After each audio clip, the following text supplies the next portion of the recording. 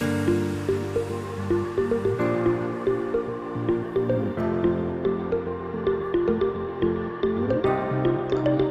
Back student, आप सभी का हमारे चैनल पे स्वागत है। हम लोग जो अभी अध्ययन कर रहे हैं वह टीजीटी और पीजीटी का अध्ययन कर रहे हैं। यह जो सेशन है वह previous year question based session है। जितनी अभी तक टीजीटी एवं पीजीटी में पूछे गए सवाल हैं उन सभी को हम लोग डिस्कशन के साथ अध्ययन करते हैं और साथ में आपको क्वेश्चन सॉल्व करने का टाइमर भी लगाया जाता है। क्लास का टाइमिंग हुआ 8 PM है। अभी हम लोग 3 दिन ही अध्ययन कर रहे हैं। क्लास का timing Sunday, Monday and Tuesday. और एक और टाइम है क्लास का, हुआ है 5 PM में, जो हम लोग चैप्टर वाइज डिटेल अध्ययन उसमें कर रहे हैं। और ये जो 8 बजे जो टाइमिंग है इसमें क्वेश्चन सेशन हम लोग करते हैं। तो आज भी क्वेश्चन सेशन है, बिजनेस स्टडी का क्वेश्चन सेशन है। और हम अब चाह रहे हैं कि एक दिन में 30 क्वेश्चन को मैक्सिमम सॉल्व करें। 30 क्वेश्चन को मैक्सिमम हम लोग सॉल्व करें, जिसमें से आपको 20 क्वेश्चन अकाउंट के रहेंगे और 10 क्वेश्चन आपको बिजनेस स्टडी, इकोनॉमिक्स नहीं, अभी सिर्फ हम बिजनेस स्टडी ही रखेंगे, क्योंकि जिस चैप्टर से बिजनेस ऑर्गेनाइजेशन की जो आपकी 4-5 बिंदुआं दी गई है सिलेबस में, उन सभी को हम लोग कवर कर लेंगे। उसके बाद हम लोग इकोनॉमिक्स एवं मैनेजमेंट पे चलेंगे। तो मेरा सजेशन कैसा आप कमेंट करेंगे। यदि आपको लगता है कि हम लोग इन 2 को टेस्ट में शामिल करें, 2 सब्जेक्ट को, तो आप नीचे कमेंट करें। और नहीं तो अभी जैसे चल रहा है कि अकाउंट का है तो अकाउंट का ही, बिजनेस का है तो बिजनेस का ही, जिस तरह से आप चाहेंगे उस तरह से आपकी क्लास कराई जाएगी। ये मेरा प्रस्ताव है कि 30 क्वेश्चन करेंगे, जिसमें से 20 क्वेश्चन अकाउंट के रहेंगे और बिजनेस स्टडीज की आपको रहेगी जो 10 क्वेश्चन रहेंगे। तो आप डिसाइड करेंगे, आप पे ये निर्भर करता है कि आप किस तरह से क्लास चाहते हैं। तो इसमें थोड़ा टाइम एक्स्ट्रा लग जाएगा, 45 से 50 मिनट या 1 आवर तक चले जाएंगे 30 क्वेश्चन में, क्योंकि डिटेल अध्ययन करेंगे तो एक क्वेश्चन को मिनिमम हम लोग 1.5 मिनट से 2 मिनट लगना है, क्योंकि इसको तक हम लोग अध्ययन करेंगे, जिससे चैप्टर पूरा कवर हो जाएगा। इस सेशन में करने से, चैप्टर वाइज करने से, उस चैप्टर ही हम लोग पूरा कर लेंगे क्वेश्चन के बेस पे। चलिए आज की क्वेश्चन सेशन स्टार्ट करते हैं। आज जो क्वेश्चन है, क्वेश्चन नंबर 14 से स्टार्ट होगा। क्वेश्चन नंबर 14 आपके सामने है और इसे आप अध्ययन करेंगे और इसका आंसर आप बताएंगे। ये क्लास में आपको अध्ययन कराया जा चुका है। जेनेटिक उद्योग का उदाहरण, option A poultry farm, option B मत्स्य ग्रहण, ऑप्शन सी कृषि और ऑप्शन डी। यह क्वेश्चन आपको 2004 में पूछी गई थी। जेनेटिक उद्योग, प्राइमरी उद्योग में हम लोग इसे देखे थे, जेनेटिक उद्योग। तो इसका सही ऑप्शन नंबर सी। प्राथमिक इंडस्ट्री में देखे थे। टाइमर आपके लिए नेक्स्ट क्वेश्चन से चलेगा, इसका ऑप्शन आप बताएंगे आसानी से। हम लोग देख लेते हैं जेनेटिक उद्योग क्या है।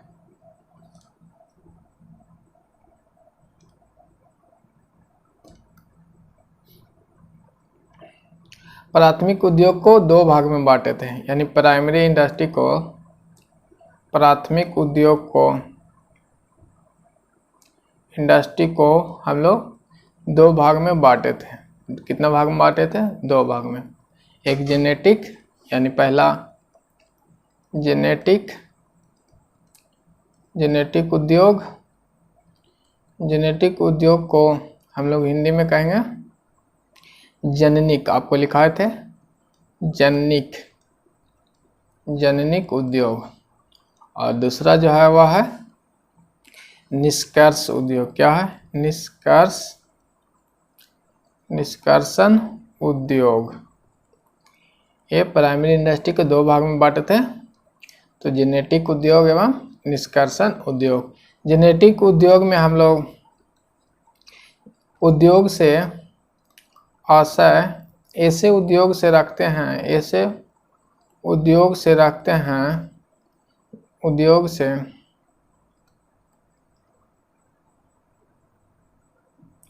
है जिसके अंतर्गत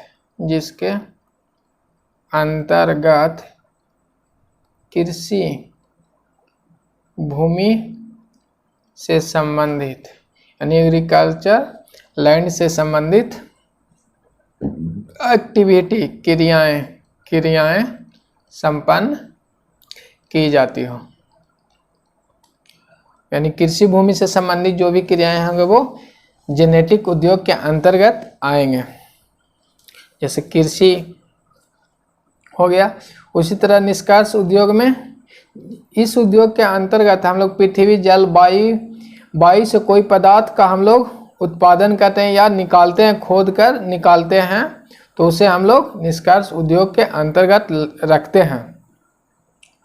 यानी निष्कर्षण उद्योग में हम लोग भूमि, जल, वायु से कोई पदार्थ को निकालते हैं, कोई पदार्थ को क्या कहते हैं? निकालते हैं, तो उसे हम निष्कर्षण उद्योग कहते हैं। क्या कहते हैं? निष्कर्षण उद्योग कहते हैं। निष्कर्षण उद्योग में जैसे लोहे की खनन करना, तेल निकालना, गैस निकालना आदि सब ये निष्कर्षण के अंतर्गत आते हैं। चलिए क्वेश्चन नंबर 14 देख लिए, नोट कर लिए होंगे। हम लोग नेक्स्ट क्वेश्चन नंबर 15 पे अब चलेंगे। क्वेश्चन नंबर 15 आपके सामने है। यह क्वेश्चन आपको टीजीटी 2013 में पूछा गया था। टीजीटी 2013 में पूछा गया था। आपके सामने क्वेश्चन नंबर 15 है। भारत में व्यावसायिक उपकरणों की संख्या सबसे अधिक कहाँ है? आपको बताना है कि भारत में जो व्यावसायिक उपकरण है वह सबसे अधिक कहाँ है।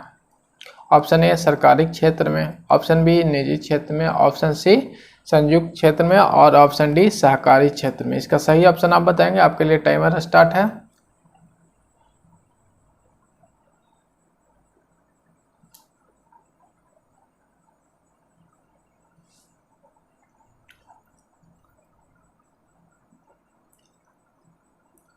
इसका सही ऑप्शन हो जाएगा option number B is the right option है, बी। निजी क्षेत्रों में जो सर्वाधिक व्यावसायिक उपकरण लगाए गए हैं, प्राइवेट सेक्टर, निजी क्षेत्र यानी प्राइवेट सेक्टर में सबसे अधिक उपकरणों को व्यावसायिक क्षेत्र के उपकरण लगाए गए हैं। और पब्लिक क्षेत्र में हम संख्या जान लेंगे कि पब्लिक क्षेत्र में कितना, यानी सरकारी क्षेत्र में वो आपको याद रखेंगे 10 महारत्न कंपनियां हैं। क्या है? महारत्न कंपनियां हैं। जैसे में NTPC national thermal power, ONGC, SAIL, भेल, इस प्रकार से 10 कंपनियां हैं। वो आप नोट रखेंगे कि महारत्न कंपनियां में कौन कौन आते हैं। एचपीसीएल, आईओसीएल, उसके बाद आपका है सीआईएल, गेल है। उसके बाद ये सब जो कंपनियां आपका है 10 महारत्न कंपनियां ये पब्लिक सेक्टर में है, यानी सरकारी क्षेत्र के चीज़ें हैं, पब्लिक सेक्टर में ये सब है। उसके बाद नेक्स्ट है बीपीसीएल और पावर ग्रिड हाल ही में ये 10 महारत्न कंपनियों में शामिल हुआ है। यानी सबसे जो नवीनतम महारत्न कंपनियां हैं वह है पावर ग्रिड।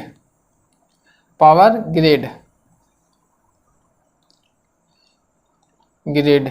आपको देखने को क्वेश्चन मिल सकते हैं, संभावित कर सकते हैं कि महारत्न कंपनियों की संख्या बताएं, तो महारत्न कंपनियों की संख्या 10 है। महारत्न कंपनियों की संख्या कितनी है? 10 है। इसके बाद नवरत्न कंपनियों की संख्या नोट करेंगे 14 नवरत्न कंपनियां हैं, 14 नवरत्न कंपनियां हैं, ये याद रखेंगे। बेल, ऑयल, HACL, एटिस इनके नाम आपको नहीं आएंगे, लेकिन संख्या आपको उम्मीद कर सकते हैं कि पूछ सकते हैं। तो महारत्न कंपनियां की संख्या आपको है वह 10 है और नवरत्न कंपनियां है वह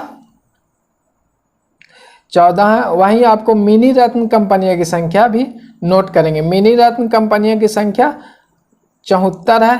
मिनी रत्न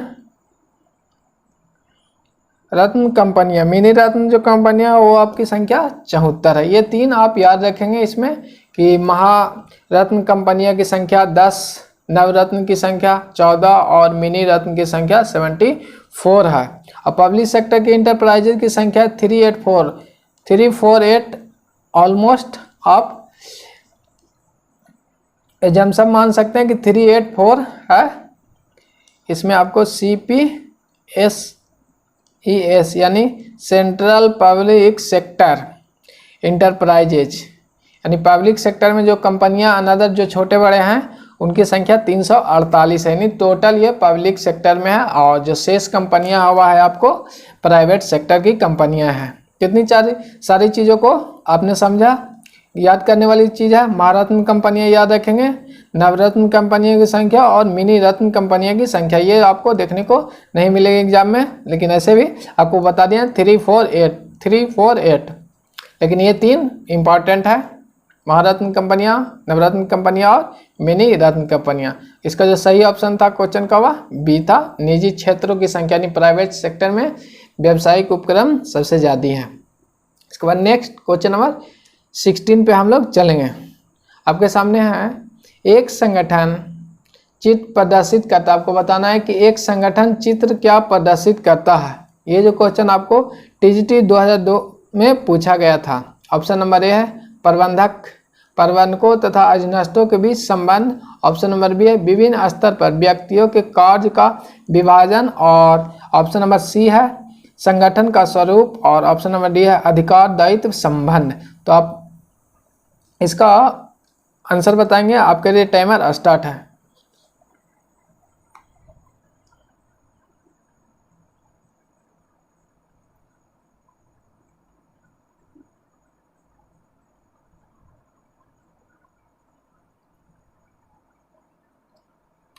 चलिए आपका टाइमर समाप्त हो गया। इसका सही ऑप्शन नंबर डी हो जाएगा, अधिकार दायित्व संबंध।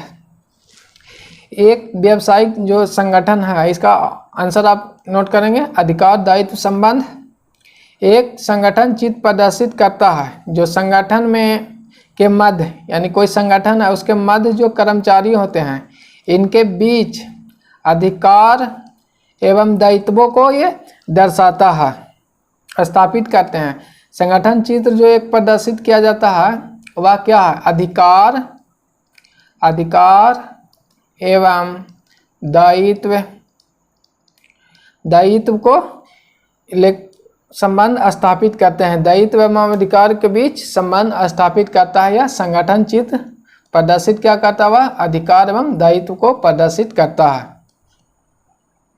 इसमें जो है अधिकारी एवं कर्मचारियों के बीच जो है वह अधिकार एवं दायित्व संबंध स्थापित करता है।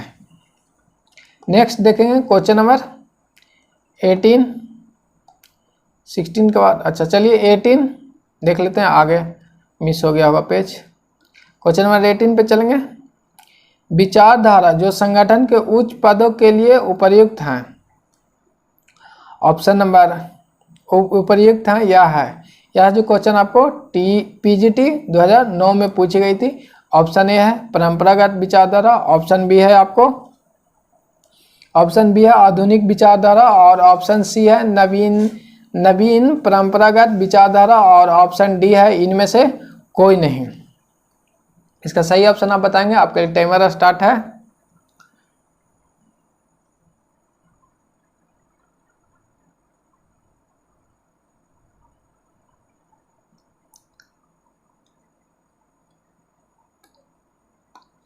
चलिए, इसका सही ऑप्शन ऑप्शन नंबर सी हो जाएगा, नवीन परंपरागत विचारधारा। यह जो विचारधारा किसी भी संगठन के उच्च पदों को समर्थन नहीं करता। नवीन परंपरागत विचारधारा जो है वह किसी भी संगठन का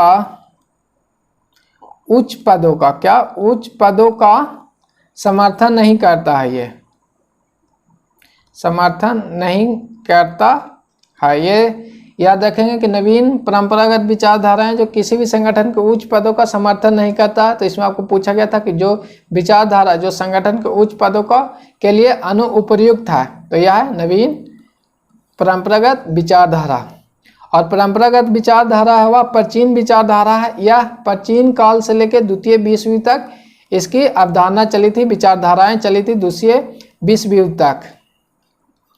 और आधुनिक विचारधारा द्वितीय विश्व युद्ध से लेकर अभी एट प्रेजेंट तक ये विचारधारा चलती है। यह विचारधारा क्या है, व्यापक है, यानी ब्रॉड माइंडेड विचारधारा है। जबकि परंपरागत जो विचारधारा है वह संकुचित माइंडेड विचारधारा। यह परंपरागत जो विचारधारा वह सिर्फ संगठन को लेकर चलती है, लेकिन यह जो है वह समाज निर्माण और मानव निर्माण एवं संगठन सारी चीज़ों को साथ में लेकर चलती है। ये ध्यान दीजिएगा, आधुनिक और परंपरागत में क्या अंतर है वो देख लिए हम लोग।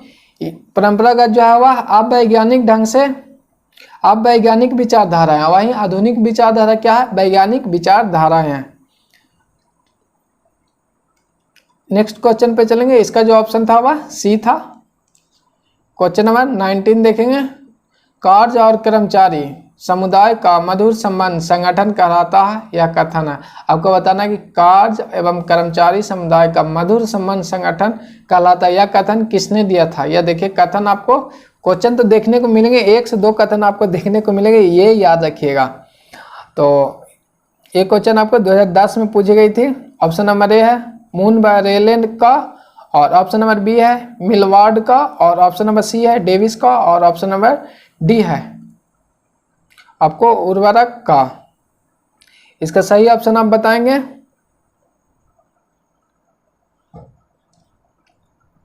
टाइमर आपके लिए स्टार्ट कर देते हैं। चलिए, 5 सेकंड तो ऐसे ही गुजर गया होगा, कोई बात नहीं है। चलिए, आपका समय अब समाप्त होता है। इसका सही ऑप्शन है जो ऑप्शन नंबर बी है, डेविड मिलवार्ड का। जी, इनका पूरा नाम प्रोफेसर जी मिलवार्ड है। क्या है इनका महोदय का नाम जो है जी मिलवार्ड, इनका पूरा नाम है। क्या नाम है? जी मिलवार्ड इनका पूरा नाम है, मिलवार्ड। ये बी नंबर है। मिलवार्ड का कथन है कि कार्य और कर्मचारी समुदाय का वह मधुर संबंध संगठन का कहलाता है। सॉरी, ध्यान दीजिएगा, कथन में हम लोग कोई उलट फेर नहीं कह सकते हैं। जो कथन कहा जाता है उन्हीं के अनुसार से हम लोग उसको याद रखते हैं, ये ध्यान रखिएगा। तो इनका कथन था कार्य और कर्मचारी समुदाय का मधुर संबंध संगठन कहलाता है। इसमें बोल रहे हैं कि जो वर्क है और एम्प्लॉय के बीच जो समुदाय बनता है, वर्क एवं एम्प्लॉय के बीच, यानी जो क्रियाएं करते हैं और कर्मचारी के बीच जो मधुर संबंध बनते हैं, यानी जो एक्टिविटी करने में उन्हें अच्छा लगता है, वह संबंध ही संगठन कहलाता है। यह कथन मिलवार्ड, याद रखिएगा, मिलवार्ड ऐसे भी इनका नाम है, यानी मिलने की बात भी कर रहे हैं, तो मिलवार्ड। चलिए, क्वेश्चन नंबर 20 पे हम लोग चलेंगे। आपके सामने क्वेश्चन नंबर 20 है। रेखिक तथा स्टाफ संगठन में स्टाफ का कार्य होता है। यह क्वेश्चन पीजीटी 2013 में पूछा गया था। ऑप्शन नंबर ए है रेखा से सलाह लेना, ऑप्शन नंबर बी है रेखा को सलाह देना, और ऑप्शन नंबर सी है अधिकार एवं उत्तरदायित्व संभालना, और ऑप्शन नंबर डी है कुछ विशेष व्यक्तियों के कार्य निष्पादन का दायित्व निर्धारण करना। आपके लिए टाइमर स्टार्ट है।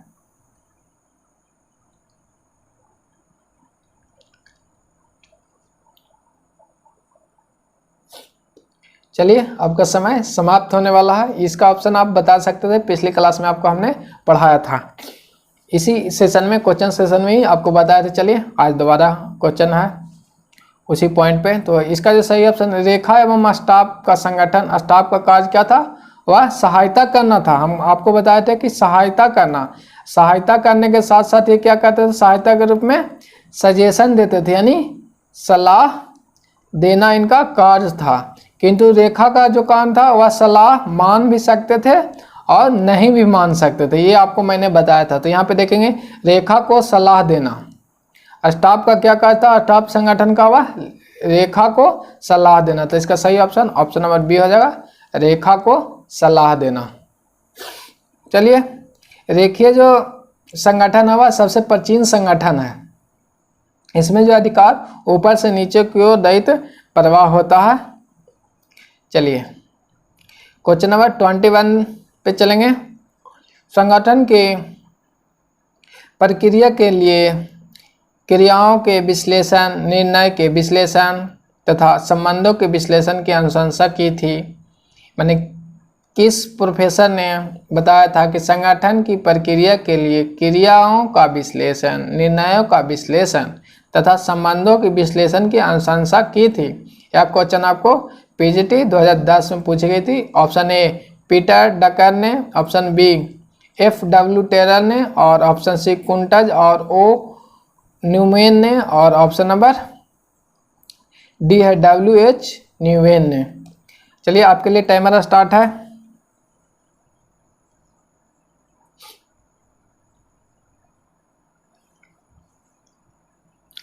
चलिए ये क्वेश्चन अब आपके लिए टाइम समाप्त हो गया। इसका सही ऑप्शन हो जाएगा ऑप्शन नंबर ए।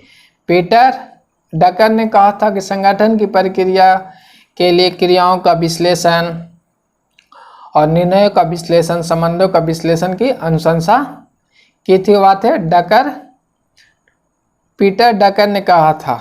यह प्रोफेसर अमेरिका का प्रबंधक सलाहकार थे, प्रबंध सलाहकार थे। कहाँ के थे, अमेरिकी प्रबंध सलाहकार थे। पीटर डकर इनका फुल नाम था। ये अमेरिकी प्रबंध के सलाहकार थे, प्रबंधन के सलाहकार थे। इसके बाद क्वेश्चन नंबर 22 पे चलेंगे। इसका जो सही ऑप्शन था 21 का वह ए था। चलिए 22 देखें। निम्नलिखित में से कौन सा निष्कर्षण उद्योग है, इसका ऑप्शन आप बताएंगे। स्टार्टिंग में बताए थे और इसमें क्लास हुआ था हम लोग को 5 बजे, उस टाइम में भी आपको पढ़ाए हैं निष्कर्षण उद्योग। तो इसका ऑप्शन आप कमेंट में बताएंगे और मैं कमेंट में आपको जवाब दे दूंगा। चलिए नेक्स्ट क्वेश्चन पे चलते हैं, 22 पे चलेंगे। आपके सामने 23 है। अधिकतम अनुशासन होती है, आपको बताना है कि अधिकतम अनुशासन किस संगठन में होती है। यह क्वेश्चन देखिए 2003 एवं 2006 में पूछा गया था, 3 एवं 6 दोनों में पूछा गया। ऑप्शन नंबर ए है लाइन संगठन यानी रेखीय संगठन, ऑप्शन नंबर बी है कर्मचारी संगठन, ऑप्शन नंबर सी है क्रियात्मक संगठन, और ऑप्शन नंबर डी है आपके लिए लाइन एवं कर्मचारी संगठन में। तो आपके लिए टाइमर स्टार्ट है, आप कमेंट करेंगे।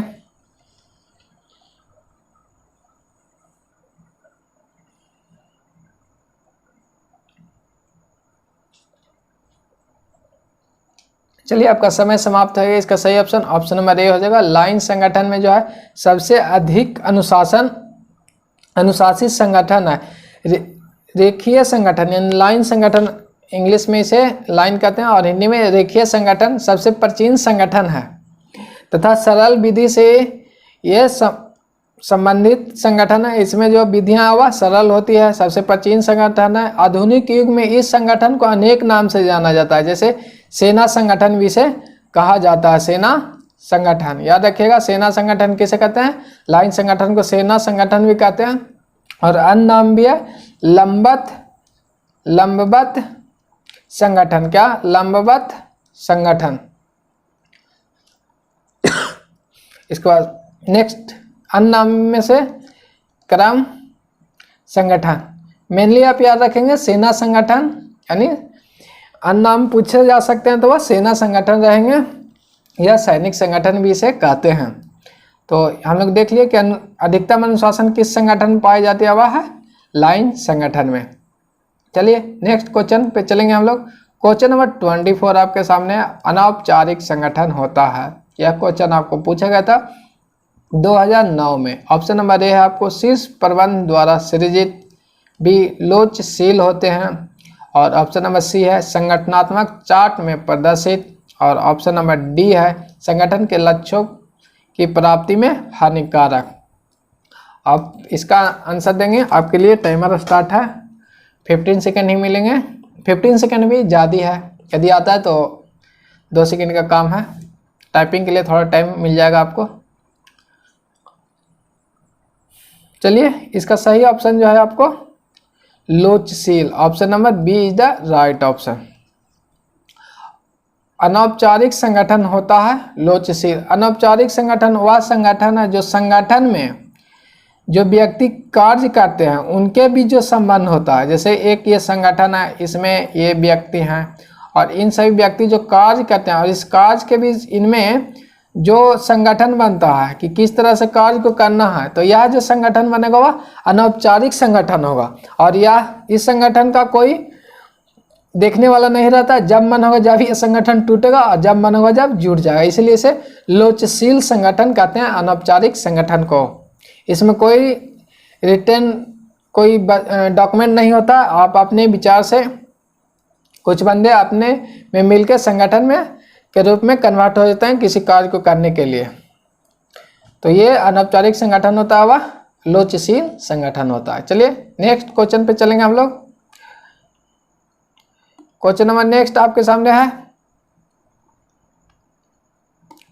वह है अधिकतम अनुशासन होता है। ये क्वेश्चन फिर से रिपीट हो गई है, इसे आप ऑप्शन कमेंट में कर देंगे 25 का।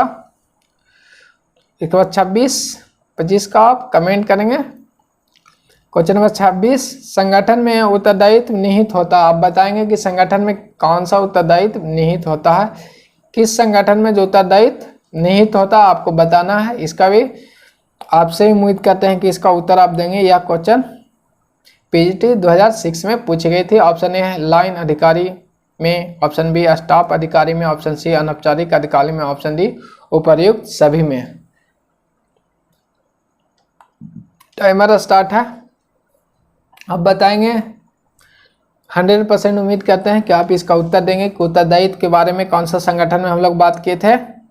वह था ऑप्शन नंबर ए लाइन संगठन। लाइन संगठन ये रेखीय संगठन था जिसमें उत्तरदायित्व ऊपर से नीचे की ओर प्रवाह होता था।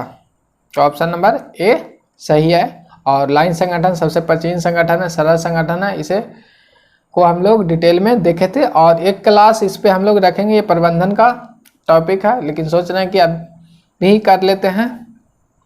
देखते हैं समय के हिसाब से हम लोग चैप्टर वाइज ही कर लेंगे, लेकिन ये क्वेश्चन सेशन है तो कुछ क्वेश्चन आपको ऐसे मिलेंगे जो नहीं पढ़े हुए हैं। चलिए नेक्स्ट, संगठन का मानचित्र दर्शाता। आप बताएंगे कि संगठन का मानचित्र क्या दर्शाता। ऑप्शन ये आपको पूछा गया था पीजीटी 2004 में। ऑप्शन नंबर ए है कार्य का विभाजन, ऑप्शन नंबर बी है विभागों का विभाजन, ऑप्शन नंबर सी है प्रवर अधिकारी व अधीनस्थों के बीच का संबंध, ऑप्शन नंबर डी है उपयुक्त में से सभी। इसका आप आंसर बताएंगे। टाइमर आपके लिए स्टार्ट है।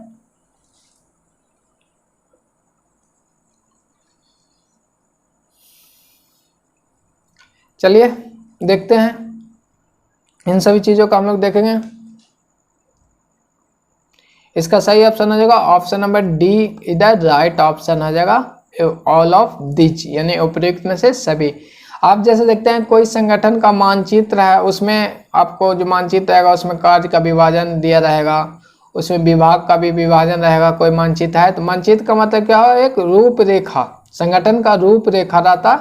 तो ये आपको दिया रहेगा, कार्य का विभाजन मानचित्र में रहेगा, विभागों का विभाजन रहेगा, प्रबल अधिकारी एवं अधीनस्थों के बीच का संबंध भी उसमें दर्शाया हुआ रहता है। जैसे एक अभी हम लोग कॉलेज स्टूडेंट आप लोग हैं तो वहाँ पे देखते होंगे, जैसे हम लोग कॉलेज में अभी पढ़ाने जाते हैं तो वहाँ पे सबसे स्टार्टिंग गेट पे ही आपको एक मैप रहेगा। तो आपको ये प्लेग्राउंड, ये ऑफिस, प्रिंसिपल रूम और ये टीचर रूम, इन सभी चीज़ों को दर्शाया रहता है। कार्य और क्लासरूम, इन सभी चीज़ मैंने सबका अपना अपना चीज़ दर्शाया जाता है। विभाग देखिए जैसे विभाजित है, ये विभाग है, बीएड वाले स्टूडेंट के लिए है, कॉमर्स वाले डिपार्टमेंट के लिए है, एजुकेशन के लिए यहाँ, कॉमर्स के लिए इधर है, आर्ट्स के लिए इधर है। तो ये विभागों का विभाजन रहता है और अधिकारियों एवं रास्तों के बीच का संबंध बताया रहता है। ये प्रिंसिपल रूम है और ये टीचर रूम है। तो इस तरह से सारी चीज़ आपको संगठन के मानचित्र में सेम उसी तरह से रहते हैं दर्शाए। कार्यों का इसमें विभाजन दर्शाया रहता है, विभाग का विभाजन दर्शाया रहता है एवं प्रवर अधिकारी एवं रास्तों के बीच का संबंध को दर्शाए रहते हैं संगठन के मानचित्र में। चलिए क्वेश्चन नंबर नेक्स्ट पे चलेंगे। इसका सही ऑप्शन था option number D. Question number 28 आपके सामने, निम्नलिखित में से कौन सा एक व्यावसायिक संगठन का सिद्धांत नहीं? आपको ध्यान दीजिएगा, सिद्धांत पूछा है, सिद्धांत नहीं है। चलिए टाइमर अभी से स्टार्ट कर देते हैं आपके लिए। ऑप्शन ए उद्देश्य का सिद्धांत, ऑप्शन बी दक्षता का सिद्धांत, ऑप्शन सी श्रम विभाजन का सिद्धांत और ऑप्शन डी लाभ का सिद्धांत। यह क्वेश्चन 2006 में पूछा गया था। चलिए टाइम समाप्त है आपके लिए। इसका सही ऑप्शन हो जाएगा ऑप्शन नंबर डी लाभ का सिद्धांत। लाभ का सिद्धांत है जो व्यावसायिक संगठन का सिद्धांत नहीं है पूछा। देखिएगा यहाँ पे ये नहीं है पूछा है, तो लाभ का सिद्धांत। तो व्यावसायिक संगठन का आशय व्यवसाय के लक्ष्यों को प्राप्त करने के लिए, जैसे कोई भी व्यवसायिक संगठन है उसका लक्ष्य क्या होता है? व्यवसाय उद्देश्य को प्राप्त करना। क्या? उद्देश्य को प्राप्त करना। और विभिन्न तथ्यों के बीच उद्देश्य किस तरह से प्राप्त होगा? जब विभिन्न तथ्य हैं उनके बीच समन्वय स्थापित करेंगे। और ये समन्वय किस तरह से स्थापित होगा? और जो समन्वय स्थापित होगा सिद्धांत के थ्रू स्थापित होता है। और सिद्धांत के नाम याद रखेंगे, उद्देश्य का सिद्धांत, श्रम विभाजन का सिद्धांत, दक्षता का सिद्धांत, क्रेता संबंध का सिद्धांत। ये चार आप याद रखेंगे। तीन यहाँ पे दिया हुआ, एक लिख लेंगे क्रेता सावधान रहे का सिद्धांत। ये चार सिद्धांत आप याद रखेंगे। एक सिद्धांत हो गया उद्देश्य, दूसरा दक्षता का सिद्धांत, श्रम सिद्धांत और फोर्थ हो गया क्रय सावधान रहे का सिद्धांत। ध्यान दीजिएगा, क्रेता सावधान रहे का सिद्धांत है। ये लाभ का सिद्धांत नहीं होता है। ये उद्देश्य आपको होगा, लाभ का उद्देश्य रहता है, लाभ कमाना व्यवसाय का उद्देश्य होता है, लाभ कमाना। चलिए नेक्स्ट क्वेश्चन पे आप चलेंगे। क्वेश्चन नंबर 29, निम्नलिखित में से कौन सा सही आपको बताना है कि राइट ऑप्शन कौन सा है। इसका भी उम्मीद है कि इसका उत्तर आप देंगे। व्यापार जो है उद्योग का एक अंग है, यानी ट्रेड इंडस्ट्री एक अंग है। वाणिज्य यानी कॉमर्स व्यापार का एक अंग है, वाणिज्य व्यवसाय का अंग है और उद्योग वाणिज्य का अंग है। इंग्लिश वाला स्टूडेंट इसे कॉमर्स और ऑर्गेनाइजेशन का एक अंग है। वाणिज्य यानी कॉमर्स ट्रेड का एक अंग है। इसका सही ऑप्शन आप बताएंगे। टाइमर आपके लिए स्टार्ट है। चलिए उम्मीद है कि इसका ऑप्शन आप बताएंगे। ध्यान दीजिएगा कि कौन किसका अंग है। आराम से पढ़ेंगे। क्वेश्चन तो हौला है लेकिन जल्दी जल्दी में उत्तर कभी कभी गलत हो जाता है। पीजीटी 2004 में क्वेश्चन पूछे गए थे। चलिए समय समाप्त हो गया। इसका सही ऑप्शन ऑप्शन नंबर सी है। वाणिज्य जो है वह व्यवसाय का अंग है। ऑर्गेनाइजेशन के नीचे हम लोग दो भाग में इस तरह से बांटे थे, कॉमर्स इंडस्ट्री, इस तरह से बांटे थे। याद होगा आपको। कुछ इधर ट्रेड था, इधर संबंधित चीजें थी, ट्रेड से संबंधित सुविधाएं। याद होंगे। तो ये कॉमर्स था, तो कॉमर्स किसका भाग है? ये व्यवसाय का अंग है।